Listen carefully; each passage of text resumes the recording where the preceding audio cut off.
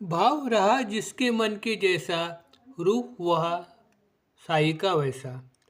भक्तों का भाव अनुसार भक्त के फल फूल का स्वीकार बाबा करते थे। शिरडी उस जमाने में बंजर देहाती गांव था। पानी की भी दिक्कत रहती थी। उस वजह से वहाँ गुलाब मोगरे जैसे खुशबूदार फूलों का सूखा ही रहता था। इस वजह से भक्तगण बाबा को जंगली फूलों का हार ही पहनाते थे। बाबा भी बड़े प्यार से उसका स्वीकार कर लेते थे। खुद बाबा को भी फूलों से लगाव था।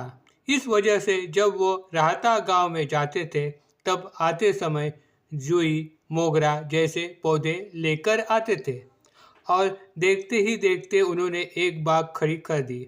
उसे लेंडी बाग कहा जाता है। बाबा का फूलों से लगाव देखकर साई के एक भक्त रघुवीर भास्कर पुरंदरे ने द्वारका माई से लेकर मंदिर तक चावड़ी और लेंडी बाग ऐसे बाबा के टहलने के रास्ते पर सड़कों के दोनों तरफ खुशबूदार फूलों के पौधे लगा दिए। वेलियों की कमान भी बना दी। इतना ही नहीं, उन्होंने द्वारका माई के बाहर तुलसी वृंदावन भी बना दिया। भक्तों द्वारा अर्पित फूलों का साई भर भर के लुत्फ उठाते थे, उसके खुशबू का आनंद लेते थे। इस बारे में बाबा के एक परम भक्त काका साहेब दीक्षित का अनुभव बड़ा ही रोमांचकारी है। वो कहते हैं, मेरा मित्र एक दिन मुंबई नज़दीक बांद्रा में रहने वाले साई महाराज के प्रतिमा की पूजा कर रहा था। पूजा विधि के लिए उन्होंने अनेक फूल लाकर रखे थे। उसमें से एक अति सुंदर गुलाब का फूल भी था। फूल काफ़ी बड़ा था। गंध से उसे साई प्रतिमा को चिपकाना मुमकिन नहीं था।